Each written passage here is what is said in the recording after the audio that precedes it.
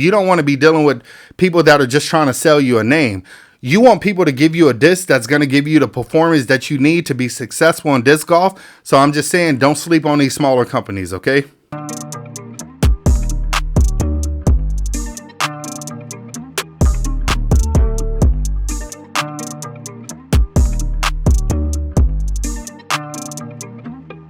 All right, what's up guys? Chris Lee back with another Just Throw a Disc Golf video. Hey, check this out. If you're new to this channel, be sure to hit that subscribe button as well as the notification bell to get more videos like this in the future.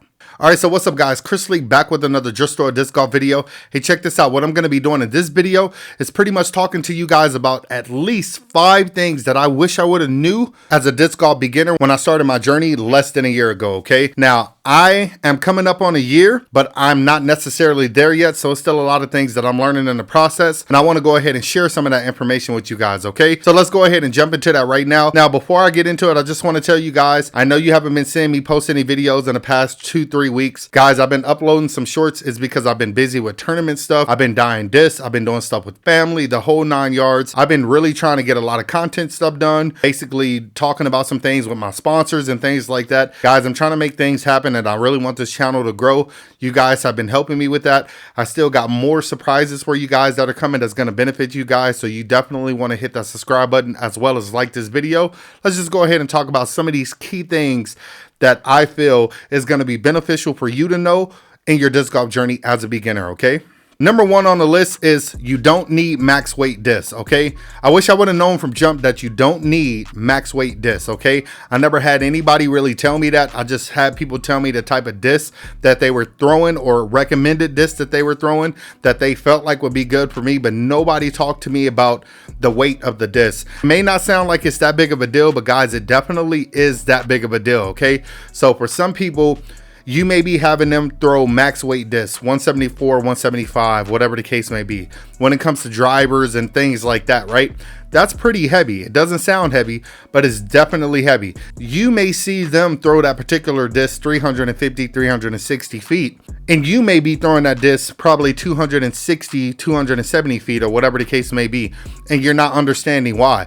Well, guys, the difference in the weight of the disc goes hand in hand with your arm speed, okay? So if you have a slower arm speed and you're throwing heavier discs, it's probably not going to benefit you to throw that particular disc, okay? You're probably not going to get a lot of distance or the distance that you're looking for. You're going to hear a lot of people say that you need to throw mid-ranges and putters and fairways and not distance drivers and this and that, yada, yada, yada. I hear all that.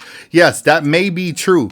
But guys, that may not be the case for you. You may be throwing perfectly fine with your form and your technique and your arm speed, but that particular disc may be a little too heavy. So all you need to do is, instead of throwing a 174, 175, try throwing a 164 or 165. You may even go a little bit lighter than that, 155, 160, something like that. You have to find a disc weight that's going to best benefit your arm speed, okay? This is important because your technique get better and your arm speed get faster. You're going to find that those lighter weight discs may be flipping over or burning over or turning over a little too much. And guys, it's nothing necessarily wrong with the disc. All you need to do is just pretty much get a particular disc and a heavier weight, okay? So if you're finding that you're throwing lighter weight discs and it's constantly turning over, it's constantly burning over or turning into rollers for you, that's fine. You don't necessarily have to change brands or go to a different disc. Just get that same disc in a heavier weight, and you may find out that it flies a little bit more stable instead of flippy for you, okay? It's going to be super important that you guys find a sweet spot.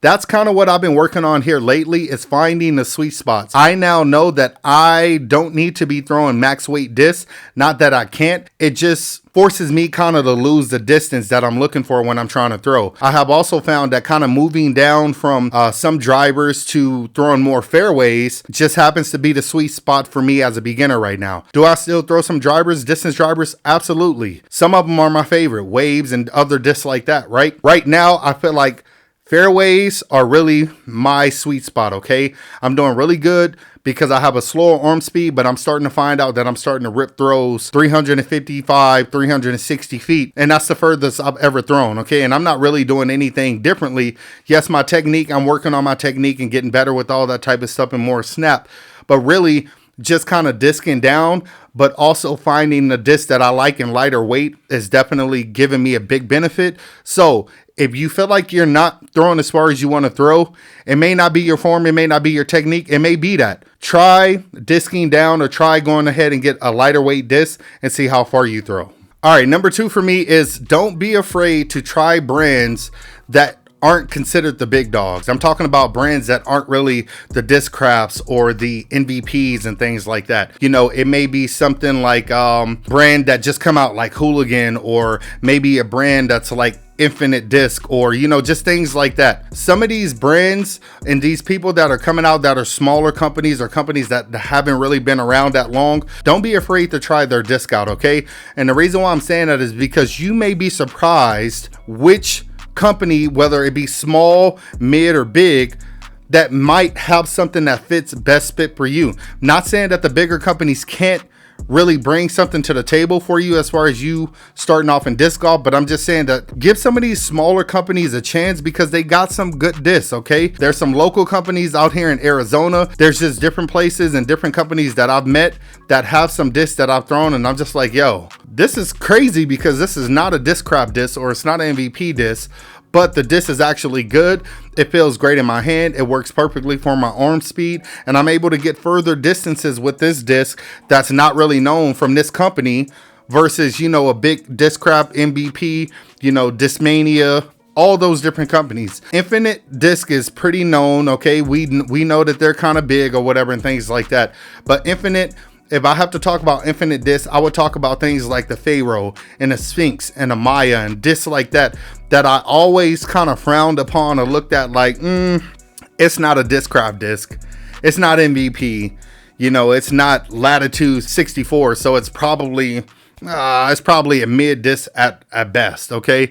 It's not that great. But then I turned around and started throwing those discs and found out that I needed to bag the majority of those discs over the Discraft, over the Discmania, over MVP discs. A lot of those discs worked out perfectly for me because they felt great. They fly well. When you get them in the weight that you want them in, you just get more distance. I was just like, wow, I'm able to do a lot with these discs straight out the box. They're not too stable or they're not too flippy. They're just right, whatever the case may be. A lot of the times you go with these bigger companies, not saying that they can't make a disc the way that you want it to, but when I buy from a lot of these bigger companies, a lot of the discs right out of the box is a little too beefy. It's a little too stable. The discs are too stiff. When you start going with companies, you will really find that a lot of those discs that you get straight out of the box and you throw them as is, they're flying exactly the way that you want them to. They will beat in a little bit quicker than, you know, the majority of most companies, but I would definitely say for me, some of these smaller companies or companies that are not as big definitely provide disc that works best for me in my first year playing disc golf, okay? So I'm just saying, if you find a little smaller company locally that's just starting out or only been around a couple years and they're making discs, don't hesitate to pick those discs up and start throwing them. You may find out that you throw those discs really well, and don't hesitate to put them in the bag, because at the end of the day, if you care more about the name on the disc instead of how the disc performs, then you're going to be disappointed a lot across the board, okay? You don't want to be dealing with people that are just trying to sell you a name. You want people to give you a disc that's going to give you the performance that you need to be successful in disc golf. So I'm just saying, don't sleep on these smaller companies, okay? All right, number 3. Less is sometimes more, but not always. What do I mean by that? I'll just kind of give you some examples, okay? You're going to have people that tell you that you don't really need a bunch of discs, okay? You're going to have people tell you that, dude, you have way too many discs in your bag. You have way too many discs in your cart. That may be the case. There is a benefit of having less discs in your bag simply because it forces you to go to those particular discs and not have a bunch of indecision about which one you're going to choose when it comes to choosing for your upshot or off the tee or whatever the case may be, or even your putters, okay, or you're throwing putters or whatever the case may be. But I will say this, for somebody like me, it benefits me to have more. Why does it benefit me to have more? Well, simply because I am the type that I can go out and find a disc that's 11.5 neg 3.2, right? And it may be from like Discraft, but then I can go to MVP and get the same disc with the same flight numbers, but you'll find out that they just fly totally different. Even if they did fly similar, I may feel like, okay, well, my 11-5 neck 3-2 disc from MVP is going to be for a better shot at this particular course on this particular day at this particular hole. And that's just what it is. Okay. Now, I may feel another day that the one from the Hades or, something that disc from Discraft or whatever the case may be best fit for another course on another day on a particular hole with, less wind or more wind, whatever the case may be. So I personally just love having the options. Okay. Now, yes, you want to learn how to throw your disc. If you have 3 discs in your bag, mid-range, a putter, and say a distance driver or a fairway. You can even say 4 discs, right? You have all 4 of those discs. At the end of the day, when you go play at every individual course, you may be forced to learn how to make that distance driver work every single time you throw it, no matter what hole you throw it on. Same thing with the putters, the mid-ranges, the fairways, the whole 9 yards. You may be forced to learn how to make that particular disc work for you every time you go play disc golf. The reason why I do not like to do that is because I feel like it puts me in a predicament to, number one, if I'm constantly throwing those same discs and I grew to love them and they really just work well for me, the more and more you throw those discs, they're going to beat in a lot faster, which means it's going to be time to replace them over time. Now, I do know some people that say that they've thrown their discs about 6-7 years, and for me that's a little bit too long. It just doesn't work that well for me. Now, if you have a disc that just performs really good for you for that period of time, then go ahead and keep doing it. But for me, I don't necessarily want to be changing my disc out every couple months because I'm throwing it every single time that I go play disc golf on every single hole, because I'm constantly playing frequently. I'm somebody who play frequent disc golf all the time, multiple times throughout the week, sometimes 2 times a day. Okay. Don't necessarily feel like you have to downsize because that's what everybody else is telling you. I got a big cart, a Zuka cart that can hold like 50 plus discs in it. Okay. And then I also have a squash backpack that can hold, I don't know, probably half that many discs or, just around that same amount if you stuff it or whatever the case may be. Do I have to carry that many discs? No, but I love knowing that I have 2-3 putters in my bag. I love knowing that I have at least 4 mid-ranges in my bag. I love knowing that I have, for me, at least 8 distance drivers, maybe 6 fairways, and more to add to that. I may just want to decide that I don't want to throw MVP today, or I don't want to throw dynamic disc or prodigy or whatever the case may be. I want to throw a mid-range from, this company or that company or whatever the case may be. I just like to have the options. And for me, that helps my game. I just love the benefit of having both. Same goes hand in hand with having a cart and a bag. I love the fact that I have a cart and I love the fact that I have a backpack. Okay. Whenever I want to have more from my cart, I'm going on a big long tournament, 2-day tournament or something like that, or where I'm going to be on my feet. I love to have my cart because I know for a fact that I can sit down, I can store more food, drinks, camera equipment, everything that I need. I can pack it into that cart, that Zuka cart, knowing that I'll have everything in my bag, all the discs that I need, everything right there to get me throughout the long day of disc golf that I may have. If I need to go play a disc golf course to where maybe, I'm going to be doing a lot more walking than what I want to, but there's a bunch of terrain and I don't want to be pulling carts all day long, then I have the option of having a backpack with less disc, some space for still my tripods and my grabber tools or retriever tools and some food and things like that. That's good for the squash backpacks or the bigger backpacks or whatever the case may be. It's just good to have the option. Sometimes I don't like carrying a backpack simply because it hurts my shoulders. It makes my arm a little bit more tender. I start missing putts. But when I have my cart, I don't have any weight on me. I don't feel as fatigued. I have more options to throw more disc. Plus food, be able to sit down on my cart. I'm able to make better putts, more drives. I just feel overall better. So it's just better to have the option. So I say that to say this, and I know that was kind of long. It's better to have it and not need it versus to need it and not have it. And that's all I got to say about that. This one is going to be short. This one about sponsorships. Long story short, sponsorships can affect you in a good way, but it can also affect you in a bad way, okay? Let's just strictly focus on a bad way. When it comes to sponsorships, you may end up getting sponsored by a particular company, Prodigy, Discmania, Discrap, whoever you may be getting sponsored by. And it's a cool thing. Although it may be cool, you get free discs, you get a lot of incentives and things from the company. There are companies that say, okay, well, we only want you to bag our disc only, okay? Now, why is that a negative? Well, that's a negative because if you really are good with MVP disc or Discraft disc or whatever, and say you get sponsored by Prodigy or Discmania or somebody else, and they tell you that you're not allowed to bag anybody else's disc in your bag, then that's going to be pretty crappy for you. Number one, because you may not like their equipment, or you may not like their products right away. And if you get sponsored by them, maybe you're excited to get sponsored by them, but you don't necessarily love their products, okay? And for most people, when they hear sponsorship, the first thing they think is, oh, I'm jumping right in. I got a sponsorship, like I'm gonna sign contracts and I'm just gonna do this right away and I'm gonna have fun, okay? That may be the case, but again, if you don't really like their disc or a lot of their disc and you only have a certain few that you like, imagine having to carry your entire bag with a bunch of discs that you just don't like the way it feels, doesn't feel good in your hand, you don't like the way the discs fly, they just don't work well for you, and you're doing all this because you just want to be sponsored, okay?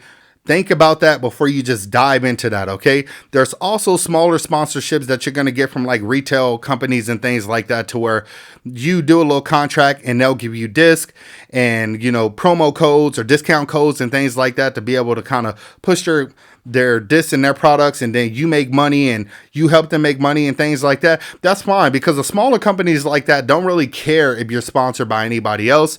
They may say, okay, well, we want to be the only retail company that you are sponsored by and that you promote, or whatever the case may be. You have to make sure that you read the contracts of every company that you get sponsored by, because you may end up landing yourself in hot water or losing your sponsorship because you didn't realize that you were breaking a code or a rule or whatever that the company said that you weren't supposed to do, all because you didn't really focus on that. If you're going to get sponsored by somebody, just read through the contract. Make sure you know what you can and can't do. Make sure that it's going to work out for your future and it's not going to just benefit the company. Make sure that it's going to benefit you as well. It's not always about trying to help the company grow. They're making millions of dollars. They're making tons of money. They're known already. It's time for you to put yourself in a position to where you're getting known, to where they're helping you help benefit you as a disc golfer, or your business, or your content, or your channel, or whatever the case may be. Make sure that it's a mutual sponsorship to where you can help benefit them and they can help benefit you, and you're not going to be in any type of hot water because you're bagging some MVP stuff. Make sure that if you want to get a sponsorship and you're okay with throwing only their disc, then accept that sponsorship. And if not, wait for something else to come along, or just find you a sponsorship company or a company that's willing to sponsor you that doesn't care if you have a mixed bag. That's pretty much all I got to say about that. All right, last but not least, number 5 on the list. That was number 4. I went through 1, 2, 3, 4. Now we're at number 5. Okay, the final thing, simply put, is neutral disc can really help you find out your imperfections in disc golf. Okay, neutral putters, neutral mid-ranges, neutral somewhat fairways, distance drivers, whatever the case may be. You need to throw neutral disc because you need to find out what you are doing wrong, okay? When you throw a neutral disc, 9 times out of 10, when you put something on too much hyzer, it's going to stay on that line, okay? If you put something on Annie, it's going to stay on that line. It's going to really show. So sometimes we throw and we may think that we're throwing flat, or, you know, putting our disc on a little hyzer, but it ends up being a little Annie or whatever the case may be. A neutral disc will show you that. A lot of people, that's why you'll hear a lot of people say, use some putters. Start off with putters because they're really slow. They're neutral. They'll be on a line that you put them on, whatever the case may be. And they're not always neutral. I've thrown some pretty stable putters or whatever. You know, with a lot of stable discs, when you throw them out of your hand and you throw them flat, or however you throw, you know that stable disc is going to correct itself and fade left. No matter what. Even if you put it on a little Annie, it's going to try to correct itself and then go back to the line that you tried to put it on initially, okay? That's why you see a lot of people who throw very stable disc on too much hyzer, it goes straight into the dirt, okay? Because they think that they're throwing it flat, and they're not. They're actually releasing it on hyzer. It's already stable, so you're just killing your distance. You're killing the flight of that disc. You want to throw it flat. When it comes to throwing neutral disc, if you're able to throw a neutral disc that, for example, mid-range that's like 5 speed, 5 glide, and let's say neg 1, I don't know. I could easily say 0-0. For the turn and the fade, or just like neg 1-1, it kind of almost cancels itself out because you're going to get a little bit of turn and then a little bit of fade back. Discs like that fly pretty much straight, okay? And all I'm telling you is that if you can throw a disc flat and it goes on a straight line, just dead straight, then you know that you're throwing that disc correctly.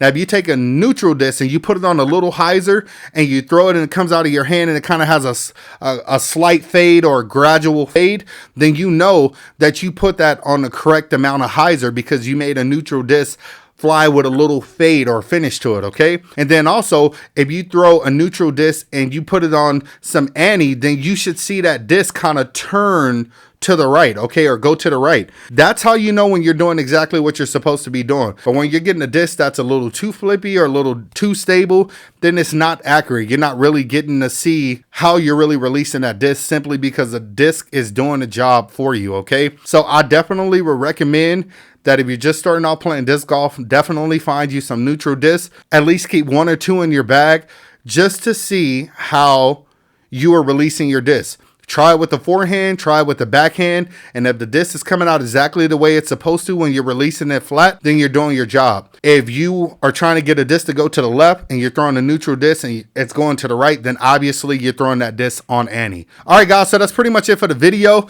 If you enjoyed the video, leave me some comments. Let me know what you think. Give me a thumbs up. Guys, I really want to know, did this feedback kind of help you out as a beginner in disc golf? I know that people are going to have their own opinions, but I got to kind of tell you guys what works for me as a beginner.